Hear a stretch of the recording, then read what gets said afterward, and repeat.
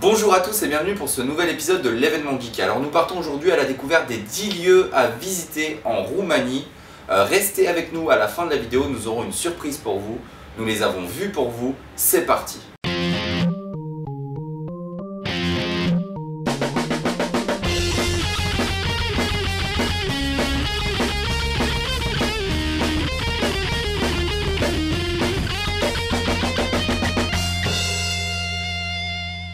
Alors la première chose à voir est la grotte de Skarișoara, j'espère que je le prononce bien. C'est une grotte qui a la particularité en fait de descendre, donc dans un premier temps sur un escalier de 300 mètres de profondeur. Vous allez arriver dans une grotte qui va être totalement glacée, il va faire froid, n'hésitez pas à mettre un pull. Pourquoi? Parce que la température de la grotte est maintenue à 0 degré et ce même en été. Alors c'est une grotte qui, comme je vous le dis, est balisée. Elle est glacée, hein, il va faire vraiment froid, vous allez voir un peu de glace un peu partout. Et cette grotte va contenir quelque chose de magnifique, à voir des stalagmites et des stalactites. Alors pour ceux qui ne sauraient pas ce que c'est, en fait il s'agit des grands pics de pierre, de glace en fonction. Vous le verrez de toute façon en photo sur les côtés. Donc c'est vraiment quelque chose de magnifique à voir, je vous le conseille énormément. Le deuxième point, c'est la cascade de Bigard. Alors la cascade de Bigard, quelle est sa particularité? C'est une cascade, donc voilà, de l'eau qui coule, c'est déjà très beau à la base, mais celle-ci a la particularité que c'est en fait un rocher suspendu. Donc vous ne voyez pas à quel endroit il touche le sol, elle est vraiment magnifique, et les rochers sont recouverts de mousse. Alors ce qui n'est pas particulièrement logique, étant donné que si vous connaissez un petit peu comment ça se passe, vous saurez que le passage de l'eau régulier empêche normalement la mousse de se développer sur les rochers. Là, c'est en effet sa particularité, c'est qu'elle est totalement recouverte de mousse et suspendue dans les airs, ce qui rend le paysage magnifique. Alors, elle est assez compliquée à trouver, pourquoi? Parce qu'elle est dans un parc national et il faut suivre pour la trouver la rivière de Nera. Le troisième point, c'est le delta du Danube. Alors pourquoi le delta du Danube est-il magnifique? Comme vous vous en doutez, c'est une réserve internationale de la biosphère. Il y a là-bas plus de 250 espèces d'oiseaux. Donc si avec l'écologie on ne les massacre pas tous, il y a pour l'instant encore environ 250 espèces d'oiseaux. C'est un endroit très prisé des pêcheurs. Pourquoi? Parce qu'il y a une biodiversité également, que ce soit la faune et la flore. Il y a énormément de biodiversité là-bas, ce qui en fait un endroit vraiment magnifique à voir. Par contre, si vous y allez, je vous le conseille donc en été, hein, c'est le moment où c'est le plus beau à voir. Prenez et munissez-vous quand même de très bonnes crèmes anti-moustiques. Pourquoi? Parce que vous allez être envahi de moustiques. Mais c'est quelque chose vraiment que je vous recommande. Pourquoi? Parce que la beauté de cet endroit est vraiment imposante et magnifique. Le quatrième point, c'est le château de Bran. Alors comme ça va peut-être rien vous dire, hein. Bon, ceux qui sont ici depuis un moment le connaissent. Pourquoi? Parce que le château de Bran porte aussi le nom du château de Dracula. C'est le château mythique de Dracula. Alors, je vais tout de suite vous dire, il y a un petit point faible autour de ce château, c'est que ce château a été vraiment travaillé de façon touristique. C'est-à-dire qu'il a été aménagé de façon à ce que ce soit un lieu vraiment intéressant pour les touristes. Mais ça n'enlève pas vraiment la beauté du château en elle-même, que ce soit les sculptures, que ce soit les peintures. Le château est de base magnifique, mais vous allez voir qu'il a été réadapté et remis un petit peu refait à neuf pour les touristes. Ce qui veut dire que vous allez voir aussi bien du mobilier récent que des mobiliers plus anciens. Vraiment, il y a une confrontation autour de ça.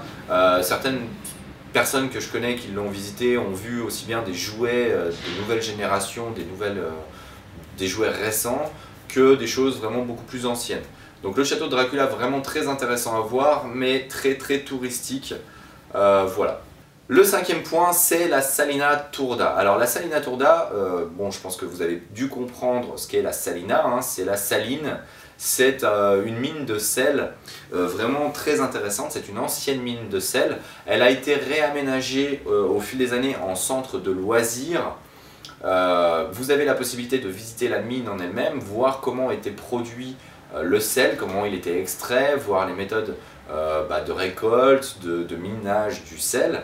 Mais vous avez aussi tout autour un complexe complet donc, de loisirs. donc aussi bien piscine, hammam et compagnie.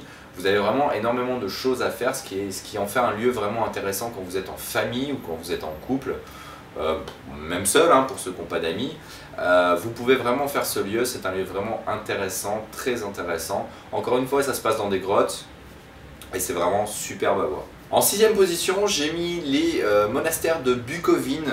Alors la Bukovine, c'est une région de Roumanie assez ciblée qui est très connue pour ses monastères. Pourquoi? Parce qu'une grosse partie des monastères sont recouverts de peintures, peintures qui sont classées au patrimoine historique de l'UNESCO. Déjà, ça vous met un petit peu l'ambiance. Vous allez voir un peu dans cette zone énormément de monastères qui sont très diverses et variées. Vous avez des ambiances plutôt gothiques, des ambiances plutôt romanes, d'autres qui seront plus orthodoxes. Vous allez avoir tout style confondu et c'est ça qui en fait vraiment sa puissance et son intérêt, c'est vraiment le mélange des différents styles architecturaux, des différents styles de peinture. C'est vraiment quelque chose de magnifique. Vous allez voir, il y a des peintures qui sont encore qui sont conservées, hein, parce que comme je vous dis, classées patrimoine UNESCO, donc elles sont vraiment prisées et appréciées. C'est quelque chose qui va vous prendre beaucoup plus de temps. Pourquoi? Parce que les monastères sont un petit peu éparpillés dans toute la région. Mais c'est quelque chose qui se fait assez rapidement. Pourquoi? Parce que vous avez la possibilité d'en visiter un maximum en très peu de temps. En 7e position, encore une fois, un château, mais cette fois-ci le château de Peleș. J'espère que je le prononce bien encore une fois. Donc c'est l'un des plus beaux châteaux du pays. Bon, alors c'est pas moi qui le dis, mais énormément de sites touristiques, énormément de personnes qui les ont visités, qui en ont visité plusieurs, s'accordent à dire que c'est vraiment l'un des plus beaux. Pourquoi? Parce que vous avez la possibilité de voir déjà des plafonds qui sont des plafonds vitrés. Vous aurez également énormément de sculptures en bois, donc c'est vraiment quelque chose d'assez impressionnant. Vous aurez les décorations qui seront assez originales, assez médiévales également.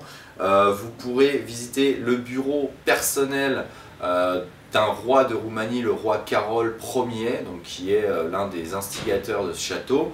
Vous aurez la bibliothèque royale, la salle de jeu, enfin vous aurez énormément la salle de bal et énormément d'autres choses à voir dans ce château. C'est un des châteaux vraiment intéressants. Alors en été, il est vraiment une des destinations touristiques prisées, donc c'est assez compliqué de réussir à le visiter en été parce que c'est souvent plein, donc il y a pas mal d'attentes. Mais c'est un lieu vraiment incontournable à voir en Roumanie. Alors en 8, c'est le cimetière joyeux de Sapanța dans les Maramureș, donc c'est encore une fois une région qui se trouve plutôt au nord de la Roumanie.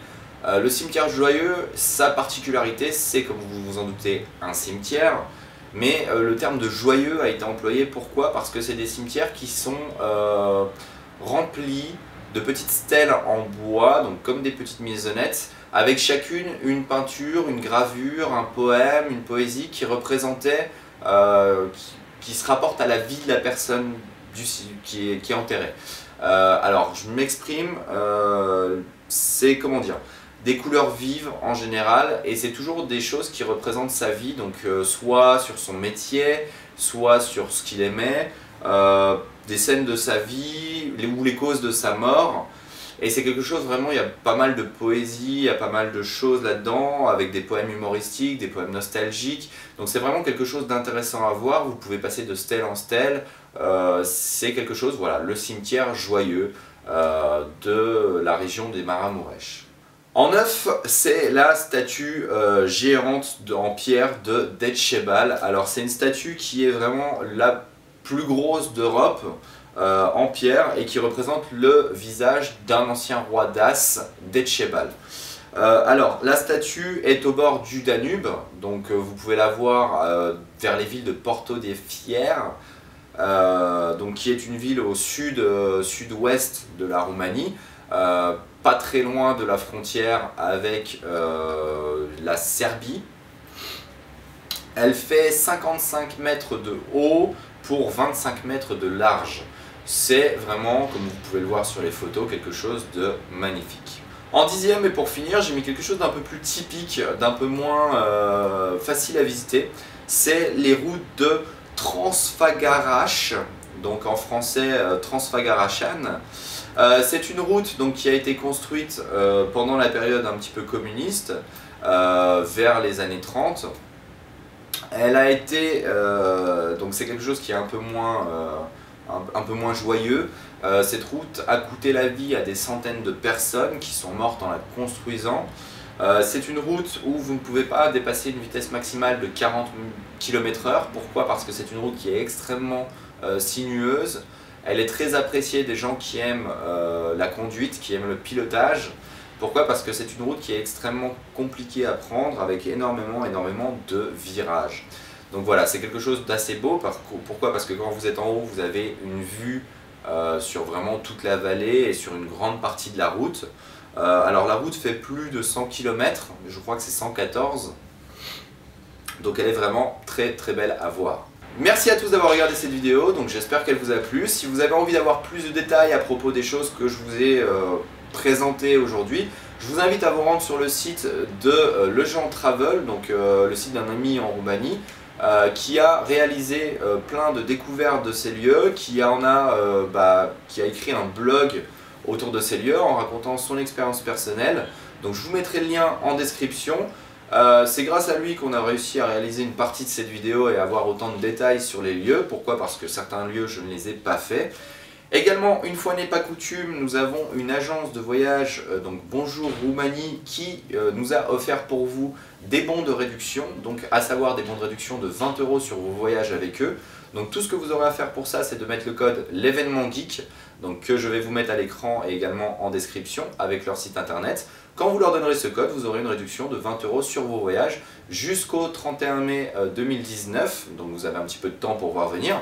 Donc pour ça, vous leur donnerez simplement ce code en les appelant ou sur les demandes de devis par internet.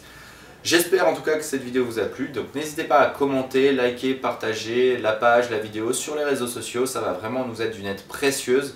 Et on se retrouve très prochainement pour un nouvel épisode de l'événement geek. Ciao!